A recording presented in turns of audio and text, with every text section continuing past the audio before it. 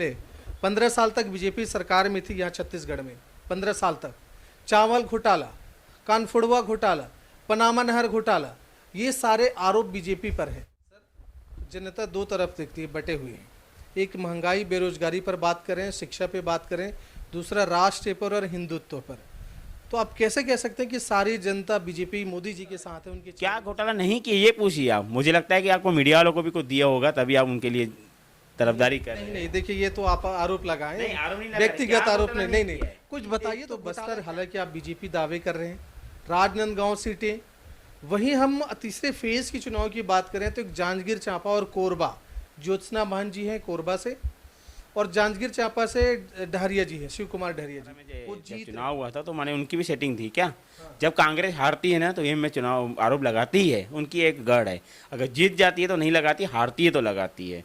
अरे भाई आप बताइए, आज हम विधानसभा की बात करते हैं, उत्तर विधानसभा से अजीत कोकिजा जी निर्दलीय लड़े थे, 22,000 वोट कहाँ से पाए? उसमें भी सेटिंग। नमस्कार दर्शकों, आज फिर एक नया चर्चा के साथ आपके साथ जुड़े हैं। हमारे बीच में मनीष पंजवानी जी हैं, बीजेपी के सक्रिय कार्यकर्ता हैं। इनसे हम इस तीसरे चरण के चुनाव में क्या मुद्दा रहेगा, किस तरीके से सीट कांग्रेस निकाल पाएंगे, बीजेपी निकाल पाएगी, ये सारी चीज़ें कुछ चर्चा करेंगे। तो आइए सीधे हम इनसे जुड़ते हैं। मनीष जी, क्या लग रहा है तीसरे फेज के चुनाव में कितने बढ़ चढ़ के जनता सामने आएंगी और किस पक्ष में आएंगी? 2 चरण में जो चुनाव हुआ है अच्छा हुआ है। महिलाओं ने बढ़ चढ़ के वोट दिया है और मोदी जी के समर्थन में बहुत वोट दिया है। भारतीय जनता पार्टी की सीटें आ रही है। और तीसरे चरण में जो मतदान है 7 तारीख को, जनता में एक उत्साह है कि जल्द 7 तारीख को आए तो हम अपना मतदान करें। और छत्तीसगढ़ से 11 की 11 सीट भारतीय जनता पार्टी जीत रही है। पहले फेज की बात करें मनीष जी, तो बस्तर का जो हुआ था, कांग्रेस का कहना है कि बस्तर लोकसभा जो कवासी लखमा जी हैं वो निकाल रहा है, क्या कहेंगे आप? कांग्रेस को कहने दो, जनता जनार्दन है, जनता के ऊपर विश्वास है और पूरे मोदी के साथ पूरी जनता साथ में है। जो नक्सली अटैक किए थे, जिस तरीके से हुआ था वहाँ पे, वो कोई फर्क पड़ेगा वोटिंग में, क्या लगता है? नहीं, कोई फर्क नहीं पड़ेगा। वो हर मतदान, हर जब भी 10 विधानसभा का चुनाव होता है या लोकसभा का चुनाव होता है या पंचायत चुनाव होता है, वो होते रहता है, छोटी मोटी घटनाएं। मतलब वहाँ आप एकदम निश्चिंत है कि बीजेपी? बिल्कुल।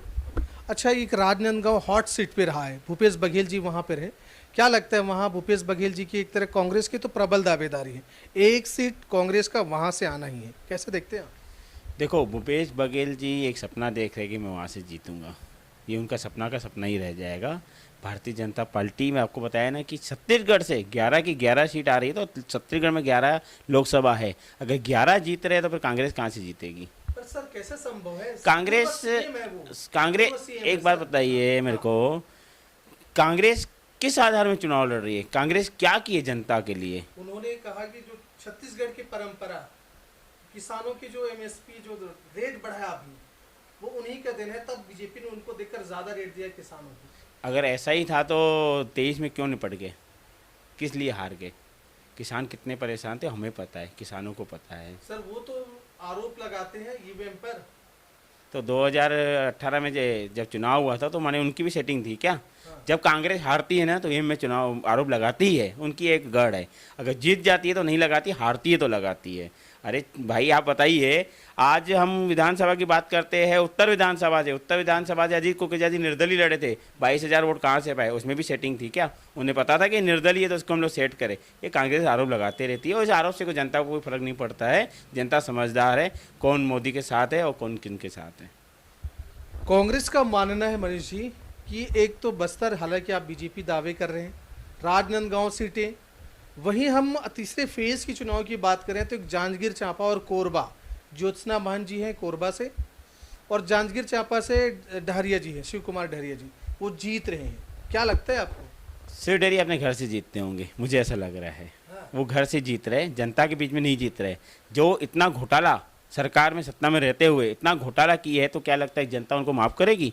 क्या घोटाला किया उन्होंने? क्या घोटाला नहीं किया ये पूछिए आप। मुझे लगता है कि आपको मीडिया वालों को भी कुछ दिया होगा तभी आप उनके लिए तरफदारी कर रहे हैं। नहीं, देखिए ये तो आप आरोप लगाएं, नहीं, आरोप नहीं लगा रहे। व्यक्तिगत क्या आरोप घोटाला नहीं। नहीं किया है? कुछ बताइए तो घोटाला क्या है, डहरिया जी ने क्या घोटाला किया? हर चीज में घोटाला है सर एक चीज बता दो, सरकारी इसके जमीन में- पहले मनीष जी एक सेकंड, इसके पहले 15 साल तक बीजेपी सरकार में थी यहाँ छत्तीसगढ़ में, 15 साल तक चावल घोटाला, कानफुड़वा घोटाला, पनामा नहर घोटाला, ये सारे आरोप बीजेपी पर है।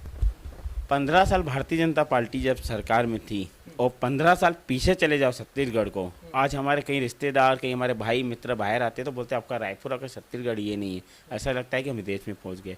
ये 15 साल में भारतीय जनता पार्टी की सरकार में, रमन सिंह जी की सरकार में जो काम हुआ है ना, वो कहीं भी नहीं हुआ है। ये तो 5 साल एक खड्डा नहीं बढ़े है, 5 साल में क्या किए लोग, सिर्फ शराब, नकली शराब बेचे।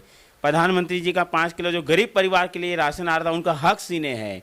और रेत घोटाला, कोयला घोटाला, एक ऐसा बता दो 5 साल में कि 1 किलोमीटर 2 किलोमीटर सड़क, नई सड़क बनी हो। लेकिन मैंने जो सवाल पूछा उस पर नहीं बोले, पनामा घोटाला हुआ था कि नहीं? पनामा घोटाला अगर हुआ था इसमें तो अभी 5 साल इनकी सरकार थी तो क्यों नहीं इन लोग लगाए। सीबीआई इनकी थी, शासन इनका था, प्रशासन इनका था, तो इन लोग चुप क्यों बैठे थे। सर ये तो आरोप है ना, सीबीआई तो सेंट्रल गवर्नमेंट से होती है और मोदी जी देखिए सीबीआई नहीं ऐसा नहीं है। वो जिस छत्तीसगढ़ सरकार की राज्य रहती है उनसे चलती है। प्रशासन उनका था, शासन उनका था, तो क्यों चुप थी? क्योंकि खुद घोटालेबाज है तो दूसरों को क्या बोलेंगे, दूसरों को तो आरोप लगाएंगे ना। आज कांग्रेस पार्टी में कौन सा ऐसा नेता है जो घोटाला नहीं किया है? रायपुर के महापौर तक पकड़ लो, कितना घोटाला किया है। कोरोना काल में जो आदमी अपनी ज़िंदगी से लड़ रहा था उस समय लोग नकली शराब बेच के पैसा कमाए हैं। ये कोई इंसानियत नहीं है कांग्रेस की।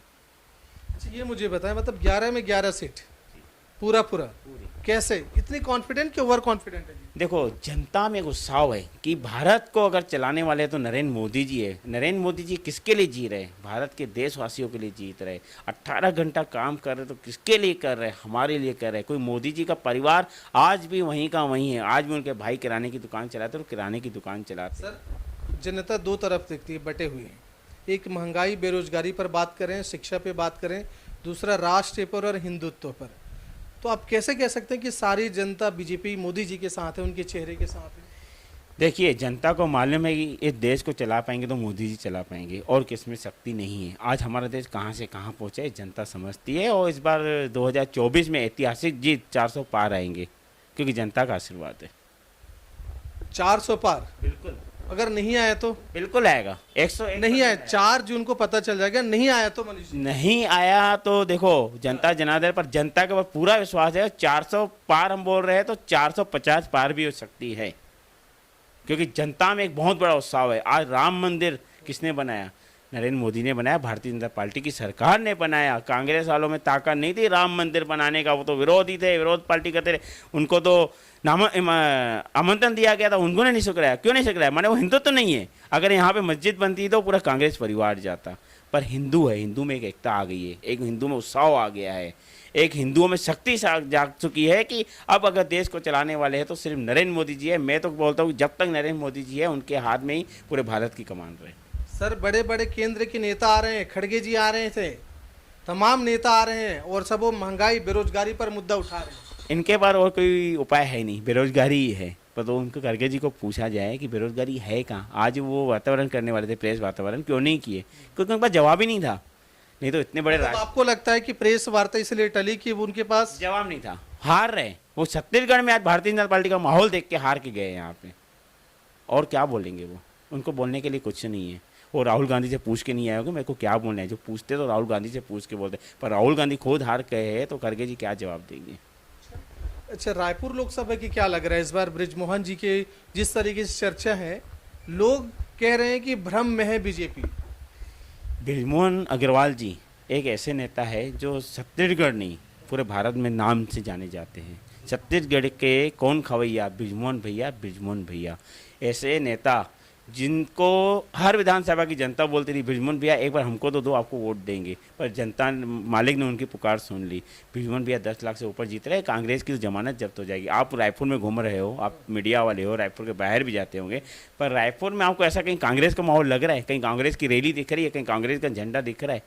कांग्रेस के पास कार्यकर्ता नहीं है काम करने के लिए। दिख रहा है सर कांग्रेस के, और तमाम जगह उन लोग भी अपना प्रचार प्रसार कर रहे हैं, रैली निकाल रहे हैं। कितने लोग हैं विकास उपाध्याय के साथ?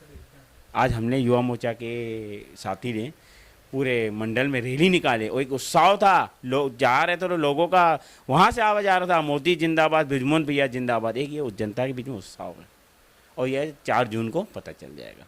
अच्छा किस तरीके से आपको लगता है कि मुद्दा या विषय को लेकर बृजमोहन जी जा रहे हैं? उनका जन्मदिन भी कल होना है, कैसे किस तरीके से देखा? देखिए बृजमोहन भैया का 1 मई को जन्मदिन आता है और हम उस जन्मदिन को उत्साह से मनाते हैं, मंदिरों में पूजा पाठ करके, वृद्धाश्रम में फल फ्रूट बांट के भैया की आगे जीवन की मनोकामना करते हैं।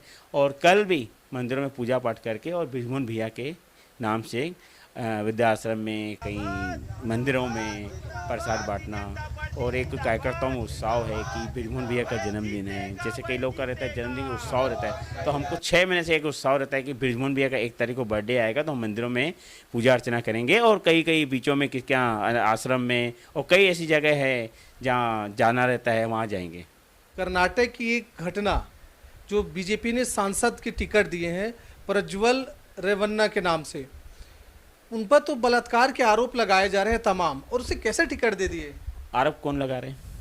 तमाम लोग कह रहे हैं, मीडिया में खबर आ रही है, कांग्रेस वाले आरोप लगा रहे हैं, विपक्षी सारे कह रहे हैं कि वो बलात्कारी है। और इतने ही नहीं, वो देश से फरार चल रहे हैं, उनको टिकट। ऊपर से बड़ी बात मनीष जी पूरे सुन लीजिएगा, मोदी जी खुद उनके प्रचार प्रसार कर रहे हैं, उनको जिताने की मांग कर रहे हैं, जो बलात्कारी है, ऐसा विपक्षियों का आरोप है। देखो साबित हुआ है क्या? फरार क्यों चल रहे हैं फिर वो देखो सबको अपना अपना काम रहता है। आज हमको चुनाव में काम कर रहे हैं, चुनाव के बाद हम अपने व्यापार में लग जाएंगे, तो सब लोग अपने काम में रहते हैं, इसको फरार नहीं बोलते। और दूसरी बात, कांग्रेस को मुद्दा नहीं है, कांग्रेस आरोप लगाने में नंबर 1 है। अगर आज ये कांग्रेस से पार्टी से टिकट लेता तो नहीं लगाती। अगर ऐसा ही रहता, आरोप लगाती, तो हमारे संगठन नेता और राष्ट्रीय नेता, ऐसा अगर कोई आरोपी रहता तो उसको टिकट नहीं देती।